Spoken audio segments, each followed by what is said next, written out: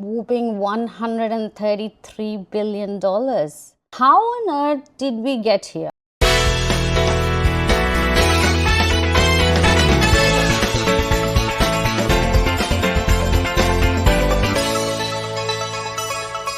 Hello everyone and welcome back to Reality Check in 2025. I'm absolutely thrilled you're here because today we are tackling a topic that might sound dry at first but seriously affects us all. And that's Victoria's soaring debt, now at a whooping $133 billion. I mean, how on earth did we get here and why should we care? So grab a snack, grab a drink, and let's dig in. So first off, let's wrap our heads around this gigantic number, 133 billion in debt. That's not just monopoly money, folks. It's real funds the state has borrowed.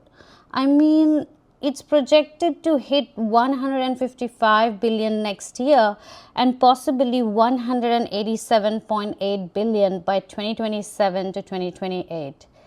Yikes. I mean, if you're thinking, wait, didn't we start at around 22 billion a decade ago? You're absolutely right. Back in 2014 to 15, Victoria's debt was relatively modest. So, how did we balloon so fast? Well, that's where our mega infrastructure projects strut onto the stage. So, firstly, Victoria's been on an infrastructure spree. Let's take a look at few big ticket projects. Metro Tunnel. It was announced in 2015 for about 10.9 billion, but now it's already pushing 15 billion. The opening has been delayed to 2025. So what's the moral of the story here? That, construction always takes longer than we plan, kind of like trying to renovate your kitchen in a weekend. Then the second one, the suburban rail loop, announced in 2018 with the first segment estimated at 34.5 billion. And now critics worry about its necessity and cost. And could it really transform travel in Victoria? Possibly, but it's also fueling that debt matter. And Westgate Tunnel, I mean, honestly, it's the most annoying project, to be honest. Like if you live in Melbourne and if you're traveling across, it's just super annoying. It started at 5.5 billion and now it's over 10 billion. Delays and blowouts again, of course. And if you see the cost blowout in a headline, you know the budget's crying.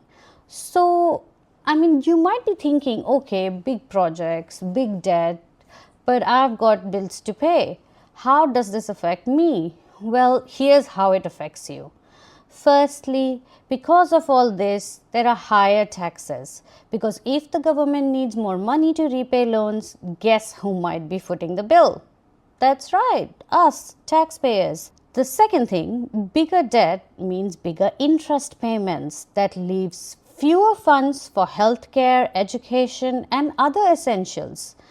Thirdly, of course, a big debt pile can limit how much the government can respond to future crises, whether it's a new pandemic or a natural disaster.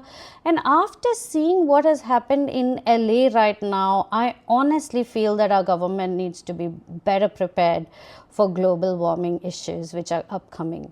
So whether you are navigating, Melbourne's crazy roads or, if you're living in a regional area, we all must have noticed one thing, that just trying to afford groceries, that figure could come knocking on us.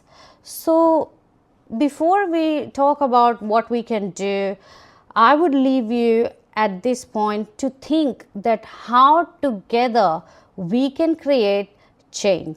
Thank you for listening and stay tuned because in next episode we are going to have a practical plan mapped out of how we can influence these high level decisions.